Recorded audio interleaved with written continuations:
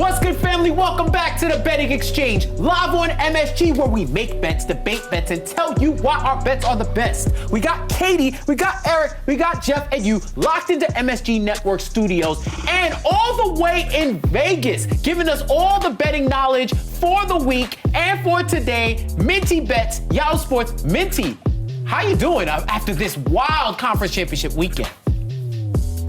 I'm doing well. I'm still high off of this weekend. I had the best weekend ever, so I'm really pumped to start the week off with you guys. Yeah, you and Jeff got the Bengals. I know, Jeff's Bengals.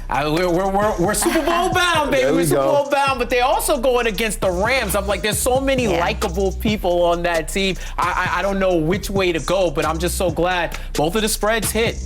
It's been a while. It was a wild betting weekend too. Yeah, yeah, for sure. I mean, my bets hit, which was great. My team lost, which was not great. So it's a mixed bag of emotion over here. How you feeling the day after? I think, as any sports fan, you're disappointed, and you think your team can go all the way, and you're super excited about it. But at the end of the day, you can't wallow in it, because if you wallow in it, then it discredits everything that your team has done, and those players deserve more than that. Oh yeah, it was tough to watch Deebo Samuel on the sideline. That broke my heart. Oh my God. He gave everything that whole season, running the ball, doing everything, returning kicks, and to come up short, that had to be disappointing. But it was a great season by the 49ers, Yes. Great victory for the Rams, Yes. Great job by the Cincinnati Bengals. I mean, they were outstanding. Oh, absolutely. And I will say, all of our bets hit, because we were all on Niners plus the 3.5 that hit, and you were on Rams money line. So we're all cashing in. And Minty, how about all of these time traveler bets that's been hitting as of late? I know you saw the $20 hit, correct score for both games. Yeah. Went for almost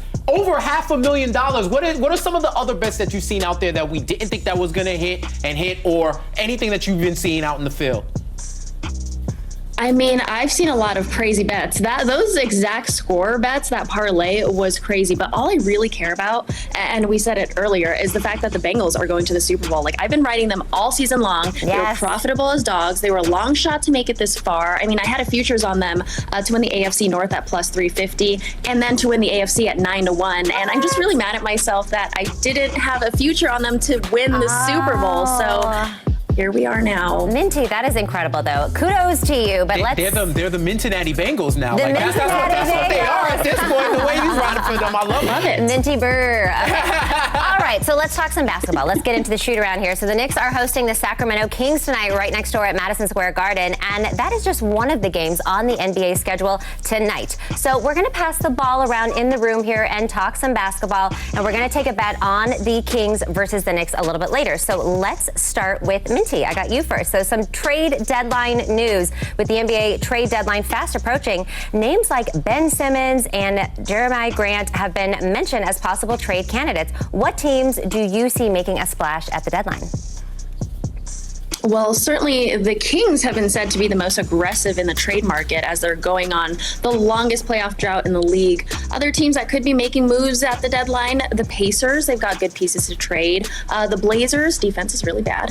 And the Celtics, I mean, offense lacks playmaking. So those are three teams that I really like. And now I'm going to actually toss it over to Eric. Now, in the Eastern Conference, the top 6 teams are starting to pull away from the rest of the pack. Which teams do you, Eric, like at the top of the list of the East? Well, that's a great question. There's so many really good teams in the East. I mean, you look at the Miami Heat, they're now healthy and they're deadly. I mean, they play on both ends of the court. Jimmy Butler, Bam Adebayo do a great job on the defensive side. Then you look at Chicago. If Levine gets back healthy and get back to his old form, he and DeRozan are a great combination in that backcourt. And then with the Brooklyn Nets, when they finally figure it out, I think that they can be a force to be reckoned with as well. But, I'm going to ride with the Miami Heat just because they're steady. Erik Spoelstra is one of the best coaches. You always say he's one of the best coaches in the game right now. Yeah. So I'm going to go with them. And Jeff, I'm going to come to you. The Knicks, they got their trade in early when they got Cam Reddish coming off from Atlanta. Why haven't you seen more of Cam Reddish on the court for the Knicks? Yeah, well, I think Tom Thibodeau alluded to it before. He was traded for Kevin Knox, who was also not in the rotation. So he's currently, by default, out of the rotation. Now, they're trying to find ways to get him in, whether unfortunately, they had blowouts where he's able to get a few minutes. But at this point forward, Tom wants him to take it easy, take it slow, work his way back into the game, and hopefully there'll be a way for him to get in there. Right now, Tibbs is running a 9-10 man rotation, so I don't know if he's going to be able to fit in now, which is why I think they're possibly not done dealing, and they're going to have to either it's either going to be injuries or spots are going to have to be opened up through trade. So stay tuned for that. And Katie, I have the final question for you. We talked about the East. Now it's time to talk about the Western Conference. It looks like it's a 3-team race. And at the top of the Western Conference, which team do you like the best? I still like the Warriors to be the best, and I think they're the favorites still at DraftKings at plus 222 or 225 to win the division. And look, the Suns are super hot; they're right behind them. But I still believe in this Warriors team, and I think they have the most, veteran experience in the finals than any of these teams really do over the last 10 years. They have played in 28 games in the NBA Finals, and if you look at the veterans on their team, Steph, Clay, Draymond Green, even Iggy, they've been there a lot recently. So I trust them to get this done, even though they're slumping a little bit. All right, real quick, let's get into tonight. What do we think for this Knicks versus Kings game? All right, so I have Harrison Barnes over 2.5 assists. It's at plus 100 right now. He's had at least 2 assists in 9 of his last 10 games and 5 versus the Sixers in his last game. And the trend has been that players, especially when there's injuries, Fox may not play tonight. He's questionable.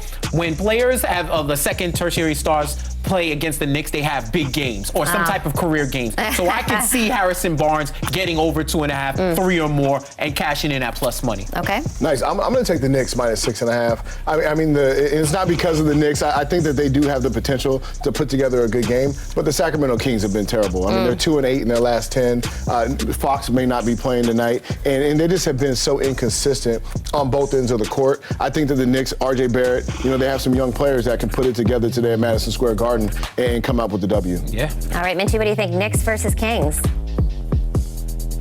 Well, I'm liking the over here. Now, I know Knicks unders are money this season, but when you look at Sacramento, their defense is allowing the second most points per game and their third worst in defensive rating. Although the Knicks are a low-scoring team, this tells me that perhaps New York can score quite a bit on the Knicks tonight, or on the Kings tonight.